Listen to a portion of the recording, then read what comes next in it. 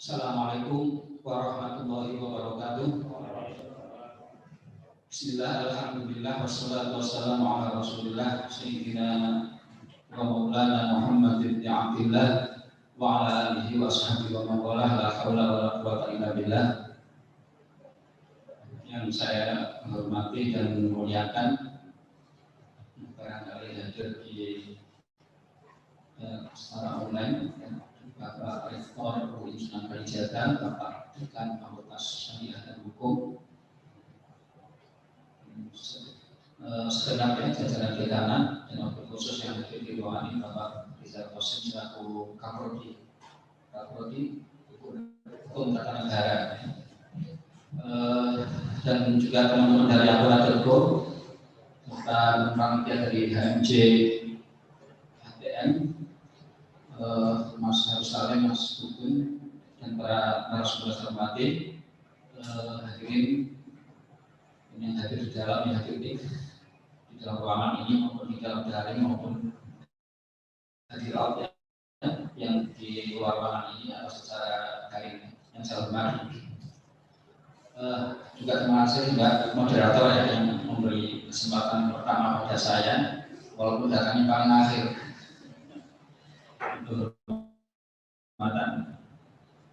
Saya membayangkan tadinya saya paling akhir ya, karena datangnya akhir, dan harus duluan. Ya ada untungnya bicara di awal ya, jadi ada bebas karena yang kurang ditambah oleh bicara yang lainnya.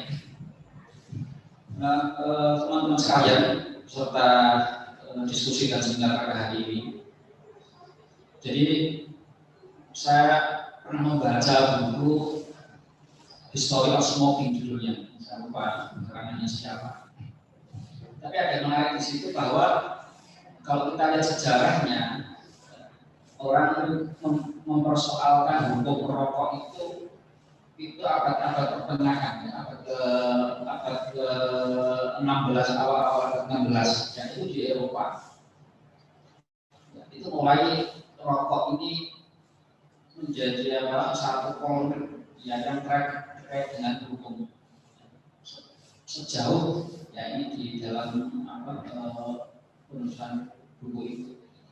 Nah sebelumnya rokok ini adalah dikenal ya menjadi satu praktek yang hidup di lingkungan masyarakat suku. Jadi rokok masuk di Eropa itu sejak ketika orang-orang Spanyol menaklukkan benua Amerika,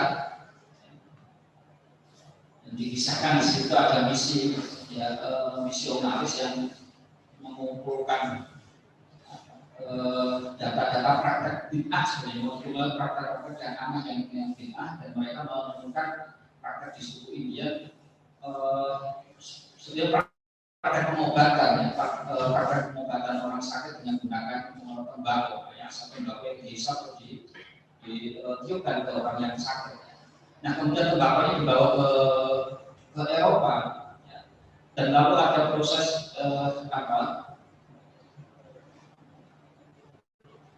mengupayakan kemudian yang merokok, mengkonsumsi tembakau dalam tradisi suku di India itu menjadi satu gaya hidup ya, di lingkungan para pejabat ya, para elit kerajaan sedemikian rupa, sehingga muncul kemudian industri saya dulu namanya apa, tapi mengkonsumsi tembakau gitu ya, yang sedemikian populer ya, sedemikian populer di lingkungan kerajaan, di lingkungan pergaulan orang-orang elit. Nah begitu muncul jadi gaya hidup yang menyebabkan munculnya reaksi dari kalangan agamawan, dari kalangan gereja, dan kemudian dari kalangan birokrat kerajaan dan sebagainya. Jadi polemik yang hebat mengenai hukum konsumsi atau menggunakan tembakau ini untuk merokok. Nah, kemudian kalau itu baru masuk ke dunia Islam, ke dunia Islam, ke wilayah Turki Utsmani sekitar abad ke-16 ke abad ke-17. Di sana juga di dunia Arab kemudian muncul polemik hebat. Nah, yang menarik adalah bahwa pada saat yang bersamaan abad ke-16, ya, itu tradisi merokok itu juga muncul di Nusantara, di Jawa.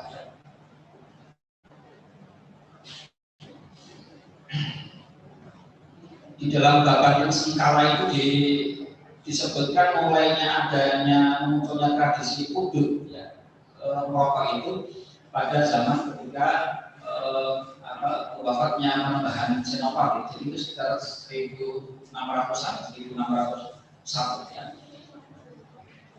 Nah, kemudian kita tahu bahwa merokok itu menjadi praktek yang sangat populer pada abad ke-17. Kita semua tahu ya, kisah tentang Roro Medut, ya, yang berjualan rokok di pasar, ya, yang sangat laris, ya. Ini menunjukkan bahwa praktek merokok itu sangat populer di Jawa pada awal abad ke-17. Nah, kalau kita lihat sejarah ini sebetulnya menarik karena pertama sebetulnya problematisasi terhadap hukum merokok, ya, dalam pengaturan itu belum lama, ya. Dan itu muncul sebetulnya dalam rangka fenomena industri. Kalau kita lihat khususnya koloni yang di Eropa ke-16 itu jelas faktor politik dan industri, bukan pertama-tama sebagai hukum konsumsi tembakau itu, ya, karena itu muncul belakangan, ya.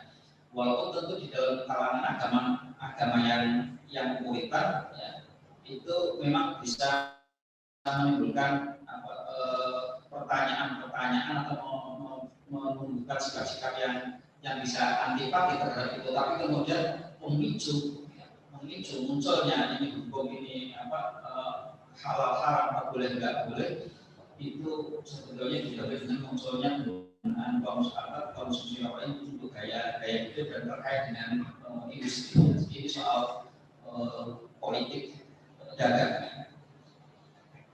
Nah, yang menarik adalah bahwa kemudian hukum merokok di Nusantara ini, kalau kita bandingkan munculnya di Eropa, di Turki itu menimbulkan polemik hebat, dan kita tahu tentang Sultan Murad, ya, di Turki itu melarang secara resmi merokok dan hukum rokoknya dengan berat. Tapi ini tentu terkait dengan konteks di Eropa, tapi di Nusantara ini sejak dulu nggak ada problem, ya, larangan atau dihalanginya orang merokok. Ya, saya tadi sudah sebutkan, ya, praktek merokok sudah sangat populer di Mataram di zaman Sultan Agung.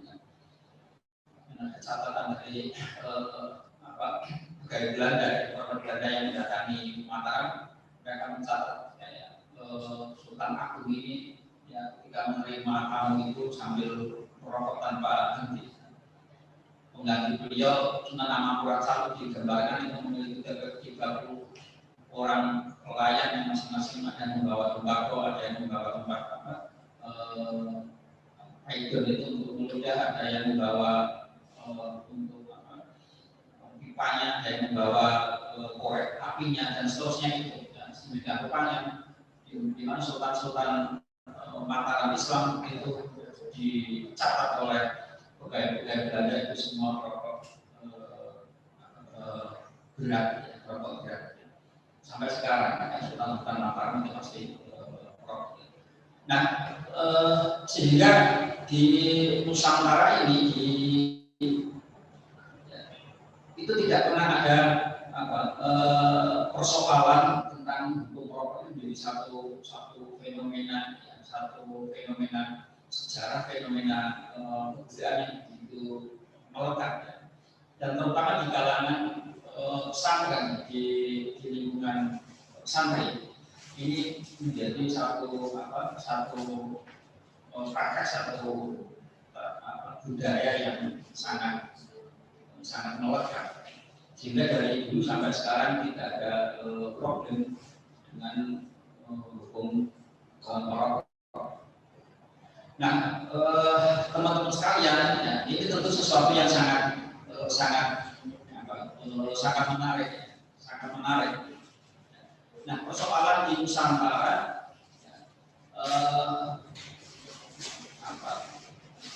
ulama Nusantara, ya di Indonesia ini menulis ya, tentang hukum merokok itu sebagai satu persoalan baru sekitar akhir abad ke-19 dan awal abad ke-20. Tapi yang kita catat oleh sejarah, misalnya ulama Indonesia itu tidak menjawab pertanyaan problem di Indonesia. Ya.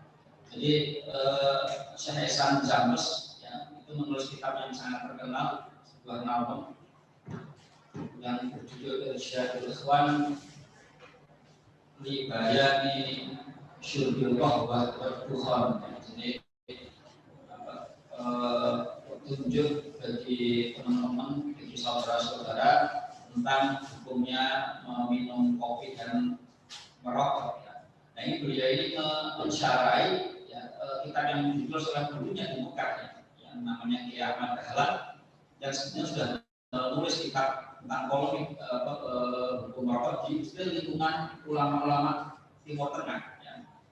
Yaitu kitab yang judulnya mirip, yaitu Tadhkiratul Ikhwan fi Bayanil Wahwah Wad-Dukhan. Jadi mengingatkan saudara-saudara penjelasan tentang hukumnya kopi dan rokok.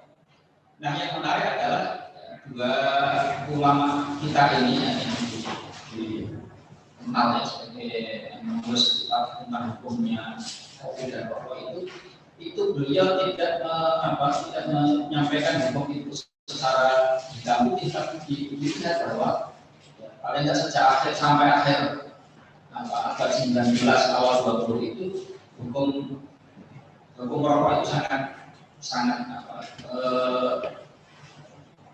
kontroversi. Jadi ada ulama yang mengharamkan,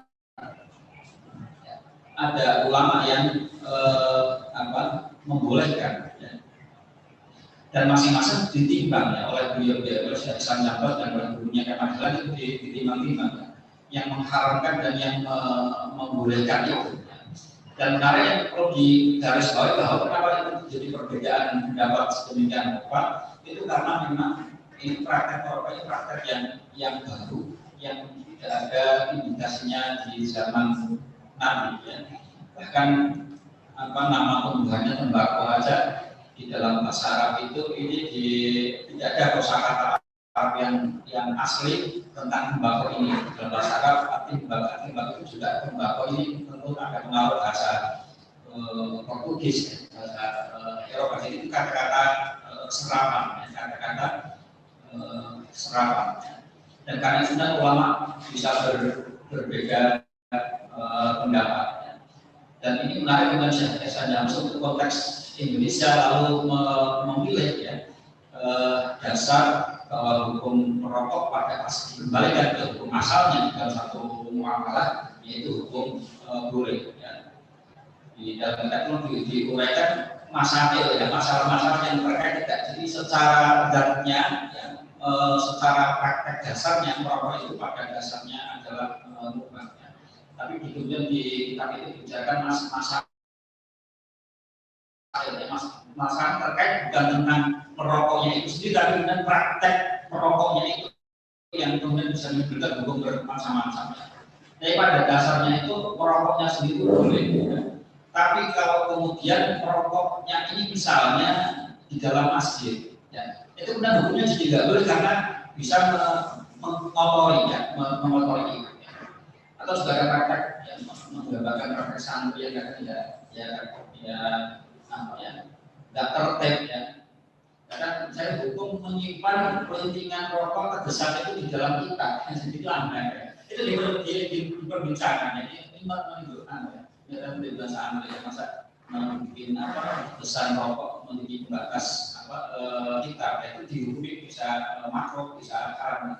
Jadi yang bisa menimbulkan hukum makro, hukum haram gitu ya, dan bisa menjadi sunnah bahkan wajib itu sebenarnya konteks di luar kegiatan merokoknya itu sendiri.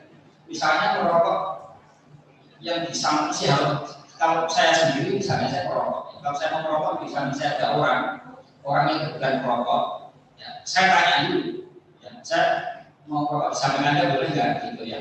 Kalau yang bersilakan itu jadi hukumnya ubah. Tapi kalau ternyata di samping saya nggak tahan pada asap rokok, kalau saya tetap merokok itu hukumnya jadi makro ya. Karena yang di samping saya tidak suka, ya karena nggak tahan dengan asapnya. Tapi paling bagus memang.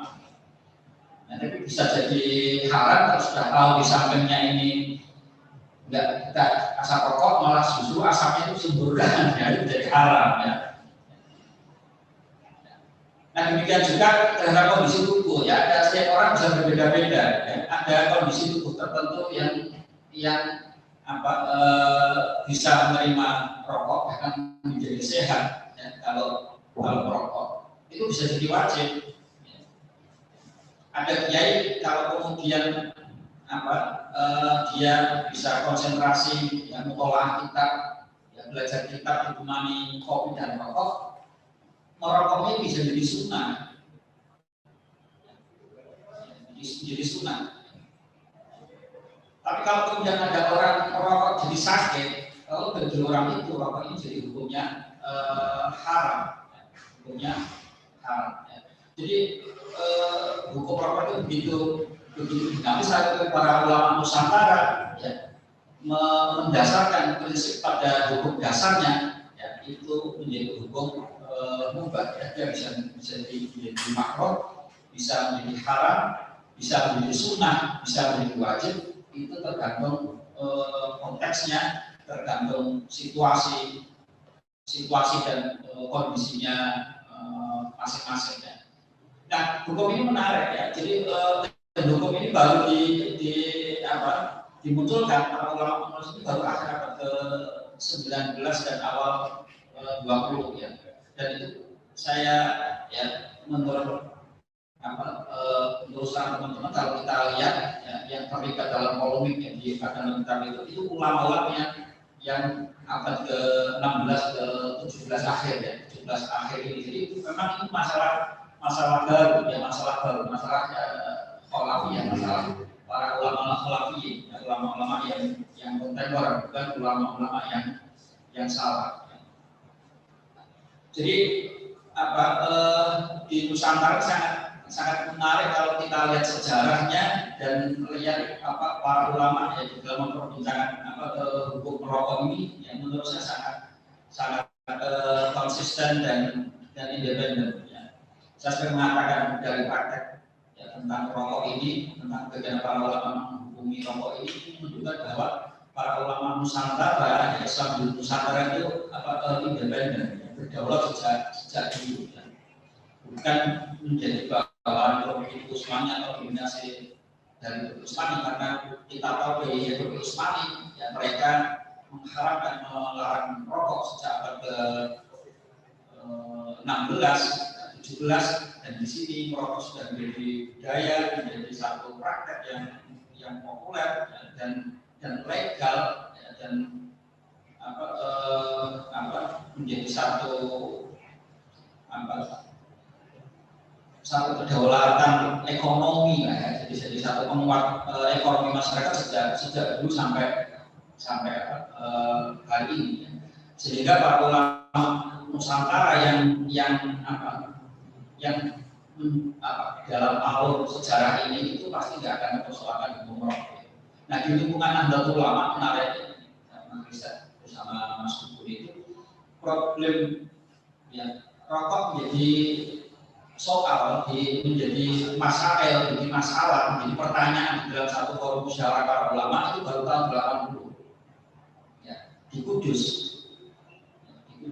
Dan itu ternyata konteksnya pertanyaan ini bukan muncul dari kalangan santri, bukan muncul dari kalangan santri, tapi muncul dari luar, dari tugas dinas kesehatan. Jadi pagi mulai tahun 80-an ini mulai ada kampanye yang hukum rokok itu dari kira-kira rezim kesehatan, kalau bahasanya ini dari rezim kesehatan, bukan problem pertanyaan dari masyarakat atau pertanyaan dari lingkungan santri, dari lingkungan santri. Nah, yang lebih benar lagi terjadi bagaimana para ulama di Kudus itu memperbincangkan, membahas, mencari jawaban tentang pertanyaan ini. Jadi ketika para kiai sudah berkumpul yang mau serta diskusi tentang hukum Islam, itu kemudian Kiai Kuraihan Bahtur itu datang ke akhir itu, lalu beliau datang diiringi santrinya, ya, lalu sambil bawa rokok, ya, begitu beliau duduk, lalu langsung minta rokok ke santrinya dan dinyalakan, lalu sambil merokok dia mengatakan, sekarang tema bahasan masalahnya apa? Tentang hukum rokok, ayo silakan kita bicarakan, beliau sambil merokok. Nah, spontan itu kemudian ya selesai, ya basul masalahnya selesai. Begitu melihat Bahtur merokok itu artinya kemudian itu sudah menjadi hukum di kalangan santri, di kalangan ulama, ya, teladan dari sosok yang karismatik, yang integritas keilmuannya, keilmuan keagamannya di bidang syariat, di bidang akidah, di bidang akhlak, tasawuf itu sudah diakui integritasnya, itu faktanya. Teladan dari beliau itu sudah cukup untuk menjadi hukum. Sehingga kemudian langsung persoalan tidak jadi dibicarakan.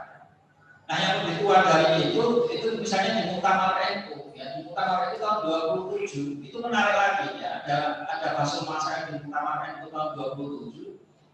Itu ada pertanyaan itu sebenarnya pertanyaan tentang hukumnya menjual mercon di hari raya, ya, jual beli mercon petasan di hari raya. Ya. Nah, itu peserta Muktamar itu menjawabnya ini, itu hukumnya seperti hukum diperbolehkan, seperti hukumnya menjual rokok yang mempunyai manfaat, disebutnya mempunyai manfaat. Ya.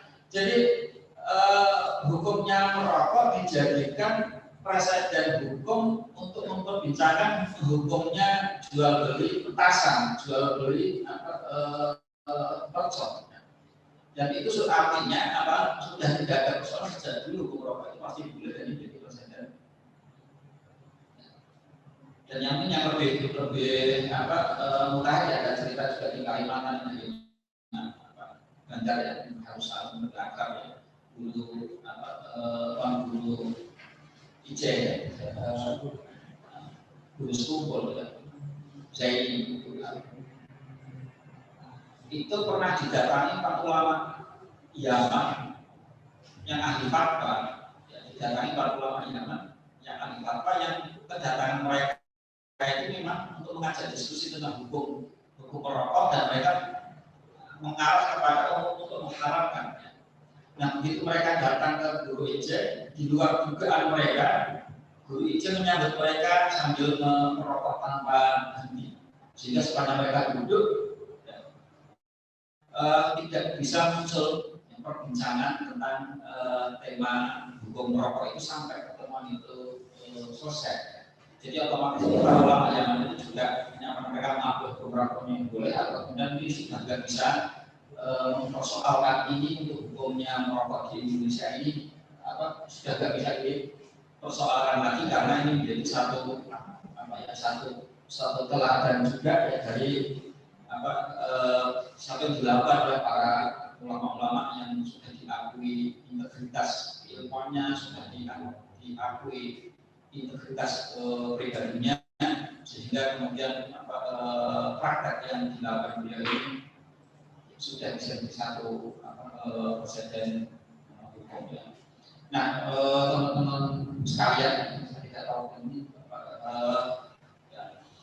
barangkali itu yang bisa saya sampaikan ya, di juga bagaimana merokok dalam sebagai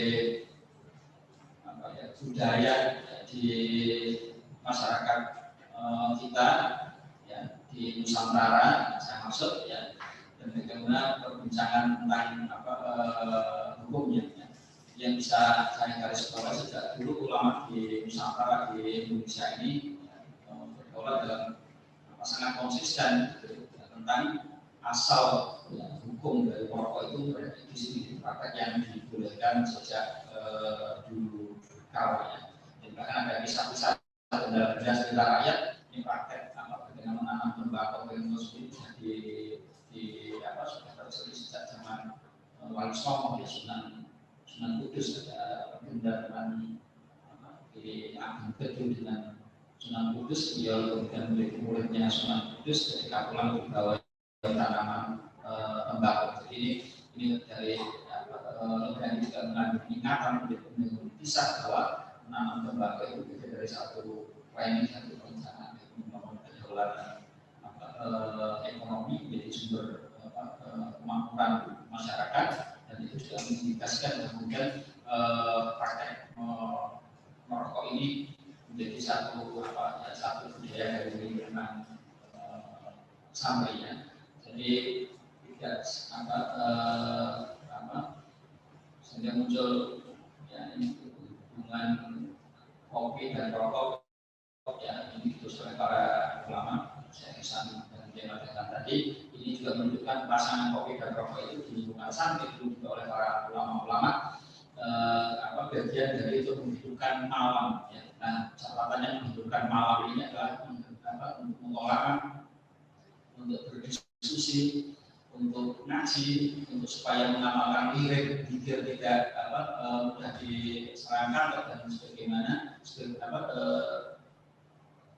sebagaimana mestinya ya, di dalam itu. Maka kemudian praktek kopi dan rokok itu menjadi teman ya, dalam samping bagi orang yang suka laku, tirakat dan seterusnya ya. Sehingga ada guyonan itu seorang yang meninggal itu ketika dikuburkan ternyata di lidahnya masih ada bau kopi, malaikat langsung masih ahli surga ini, karena orang yang di lidahnya ada kopi itu masih ahli zikir. Nah, itu begitu melekatnya praktek minum kopi dan rokok dengan para ulama dulu yang ahli zikir kalau mengusulkan anekdot seperti itu ya. Tapi demikian Dokter bisa saya sampaikan sebagai pengantar, mungkin bisa dilakukan dalam tanya jawab. Sekian, assalamualaikum warahmatullahi wabarakatuh.